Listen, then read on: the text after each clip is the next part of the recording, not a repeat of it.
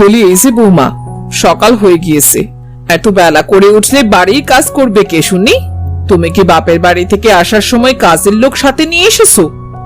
এই তো মা, আমি এক্ষুনি সব কাজ করে দিচ্ছি। তাড়াতাড়ি কাজ শেষ করে নদী থেকে পানি নিয়ে আসবে, আজ বলেছি, আর যেন কোনোদিন বলতে না হয়। ঠিক আছে মা।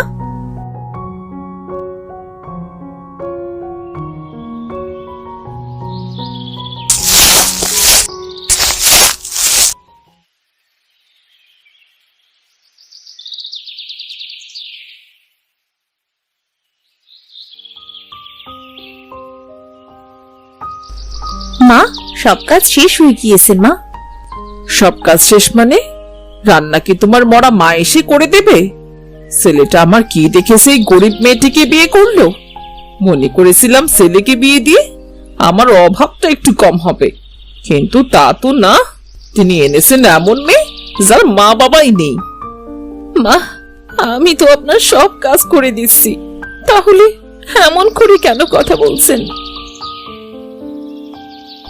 মা তো ঠিক কথাই বলছে। আমি আমার বাবার বাড়ি থেকে কত সবকিছু নিয়ে আসি। তুমি তো থাকতে চাচার বাড়িতে, শুনলাম তারা নাকি খেতেও দিত না। যাই হোক, এইভাবে বলে লাভ নেই।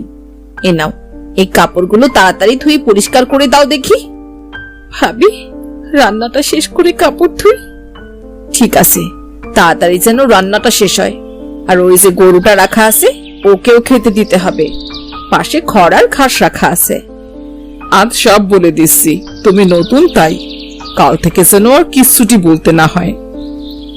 এই বলে যে যার মতো ঘরে চলে যায়। রূপা তার শাশুড়ি আর মালতীর কথা মতো রান্না শেষ করে, আর তারপর গরুকে খেতে দেয়। সব কাজ শেষ। সারাদিন কাজ করে শরীরটা কেমন ব্যথা করছে।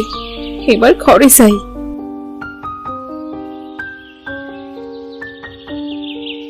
রূপা যখন ঘরে যায়, তখন মাঠ থেকে সজল আসে।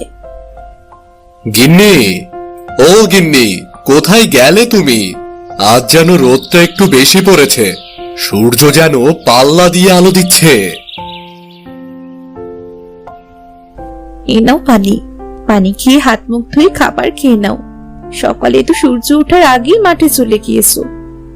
বৃষ্টি না হওয়ায় ফসলের মাঠ সব ফেটে গিয়েছে, তাই কোনো ব্যবস্থা করতে পারি কিনা দেখতে গিয়েছিলাম।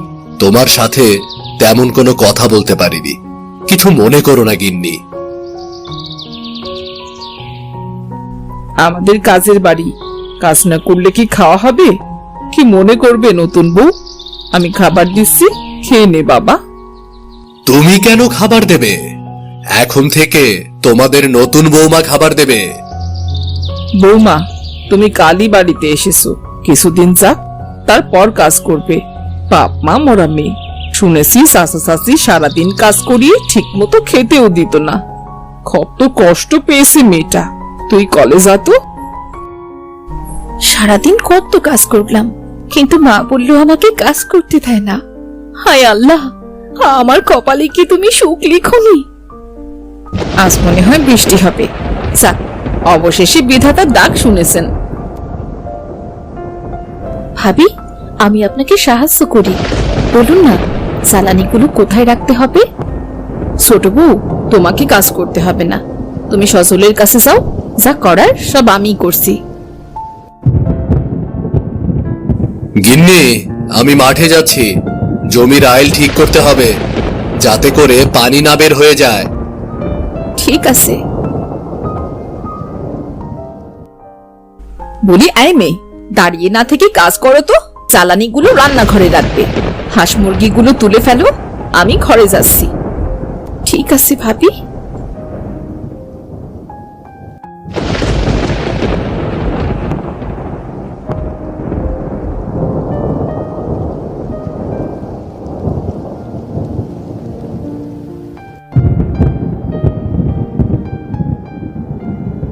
রূপা সব কাজ শেষ করে, আর এমন সময় বৃষ্টি নামে। এত জ্বালানি একা তুলে শরীরটা সে বড্ড ব্যথা করছে। এরপর সারাটা দিন কিচ্ছু খাইনি, সে সকাল থেকে কাজ করছি, এখন যে সন্ধে হতে চললো, কিন্তু কেউ তো আমায় খেতে বললো না।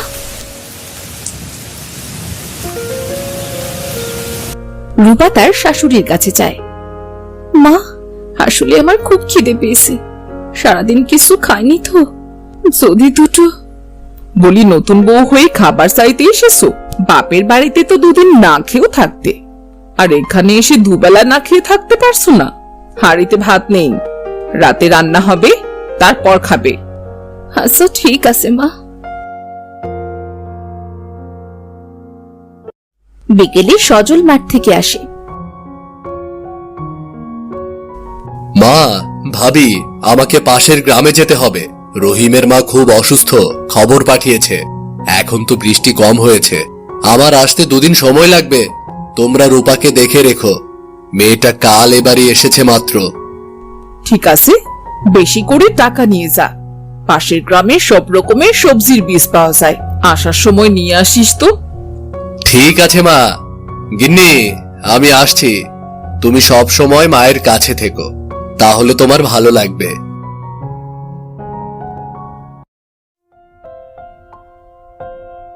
পরের দিন রূপা রান্না করে রেখে আসে।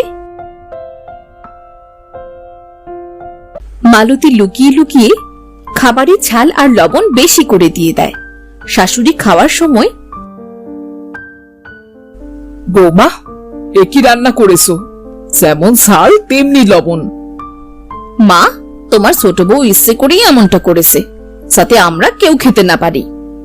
বিশ্বাস করুন ভাবি, আমি বুঝতে পারিনি সে তরকারিতে। এই যে নবাবের বেটি, ঝাল লবণ তরকারি কিনতে টাকা লাগে না? এগুলো কি তোর বাপ মা এসে কিনে দিয়ে যাবে? হ্যাঁ, হ্যাঁ লাগছে মা, ছেড়ে দিন, আমি এখন থেকে সব থেকে খেয়াল রাখবো। বলছি, আমি তোকে ছেড়ে দিচ্ছি। তুই আজ দিনের ভেতর তোর বাপের বাড়ি থেকে টাকা আনবি, আর তা না হলে এক্ষুনি বাড়ি থেকে বেরিয়ে যা। মা, আপনি তো সব জানেন, কে দেবে আমাকে টাকা? দয়া করে আমাকে এখানে থাকতে দিন, আমার সে আর যাবার মতো কোনো জায়গা নেই মা। সেটা আমরা কিভাবে বলবো? শোন, টাকা আনতে না পারলে তুই আর এই বাড়িতে ফিরবি না। এখন আমার ছেলেও বাড়িতে নেই, সে বাড়ি ফিরলে বলবো তুই মরে গেছিস। রূপার শাশুড়ি আর মালতী মিলে রূপাকে বাড়ি থেকে বের করে দেয়। রূপা কাঁদতে কাঁদতে হাঁটতে শুরু করে। সে হাঁটতে হাঁটতে জঙ্গলের ভেতর চলে যায়। আর হাঁটতে পারছি না, এই গাছটার নিচে একটু বসি, আমার যে খুব খিদে পেয়েছে। হে বিধাতা, তুমি আমার কপালে সুখ লিখতে কি ভুলে গিয়েছো? এখন আমি যাবো কোথায়? চাচা চাচির বাড়ি গেলে তো ওরা আমায় মেরেই ফেলবে। কেমন জীবন দিলে তুমি আমায়। এই বলে রূপা যখন কাঁদছিল, তখন সেই রাস্তা দিয়ে এক বুড়ি যাচ্ছিল। রূপাকে কাঁদতে দেখে বুড়ি রূপার কাছে আসে আর তার কান্নার কারণ জানতে চায়। বুড়িমা, আমার এই পৃথিবীতে কেউ নেই। চাচা চাচির কাছে বড় হয়েছি, কিন্তু তারা আমাকে অনেক অত্যাচার করত। আর এরপর আমার বিয়ে হয়, সেখানেও বিধাতা আমার কপালে সুখ লিখেনি।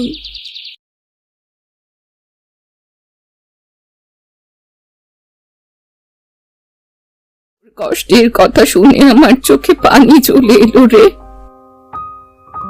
এই নে মেয়ে, এই মুরগিটা তুই রাখ, এই মুরগি তোর সব দুঃখ দূর করে দেবে। বুড়িমা, এটা তো সোনালী মুরগি, কি সুন্দর দেখতে, একদম সোনার মতো চকচক করছে। এমন মুরগি তো আমি কখনো দেখিনি বুড়িমা। এই সোনালী মুরগিটা সাধারণ কোনো মুরগি নয় গো মেয়ে। যখন তোর ওপর সবাই অত্যাচার করবে, এই সোনালী মুরগি তোর হয়ে প্রতিবাদ করবে। সে তোর সকল কষ্ট দূর করে দেবে। এই সোনালী মুরগি তোর সাথে কথা বলবে, তোর বিপদে সব সময় পাশে থাকবে। সত্যি বলছো বুড়িমা? হ্যাঁ রে মেয়ে, সত্যি বলছি আমি। আমি আসি তবে, তুই এখন তোর শ্বশুর বাড়ি ফিরে যা। রূপা, আমি একটা সোনার ডিম দিচ্ছি, তুমি এটা নিয়ে তোমার শাশুড়িকে দেবে, দেখবে তারা তোমাকে আর কিচ্ছু বলবে না। সোনালী মুরগি, তুমি সোনার ডিম দাও? হ্যাঁ, তবে সব সময় নয়। এই নাও সোনার ডিম, এই ডিমটা নিয়ে বাড়ি চলো।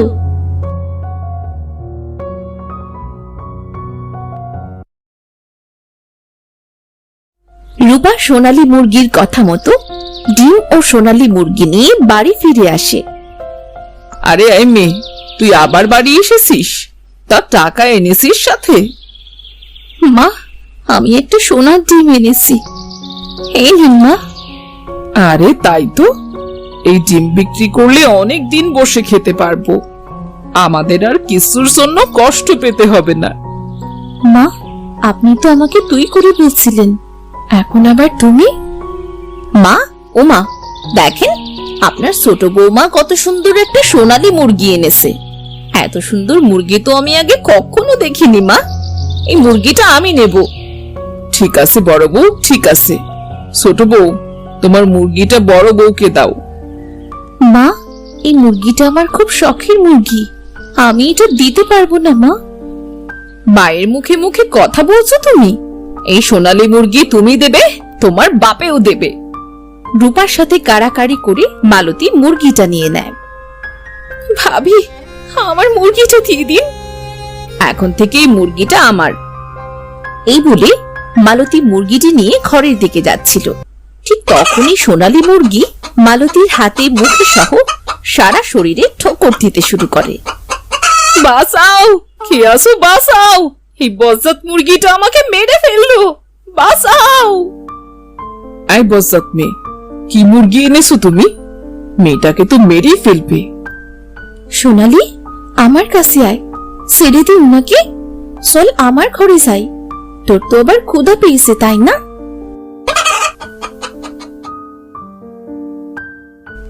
মা, এই মেয়ে ইচ্ছে করে 10 সাল মুরগিটা এনেছে, যাতে আমাদের উপর প্রতিশোধ নিতে পারে। বড় বউ, শান্ত হও তুমি। মুরগিটা হঠাৎ এ বাড়িতে এসেছে, তাই এমন করছে। দাঁড়াও, আমি গিয়ে ওকে কাজ করতে বলছি।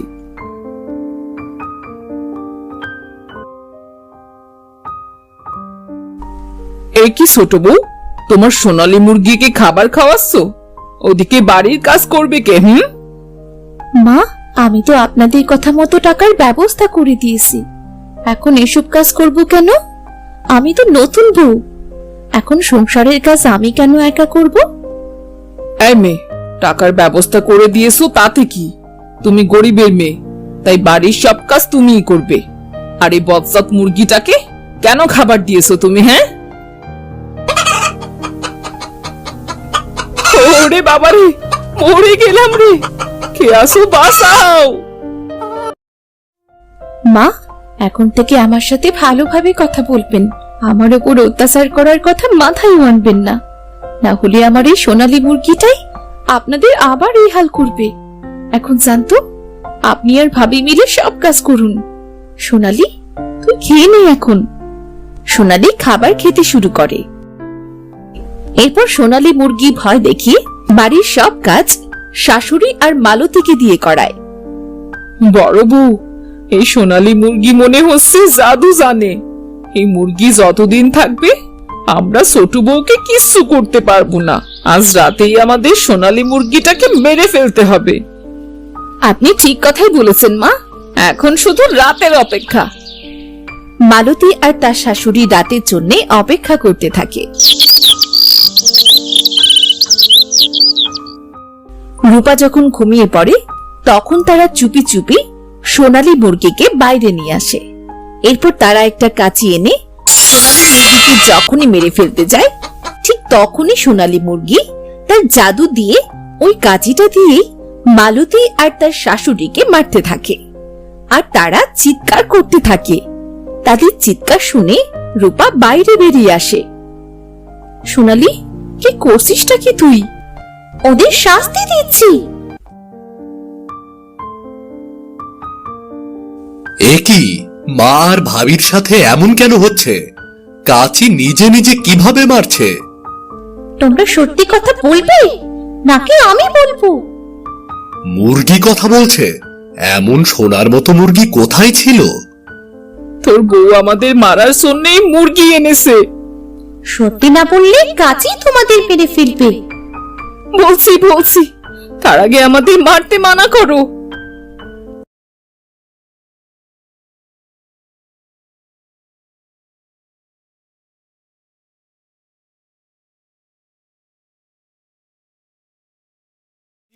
মা, ছি, আমার বউ গরিব বলে এত কষ্ট দিয়েছো তোমরা তাকে, বাড়ি থেকে বের করে পর্যন্ত দিয়েছো।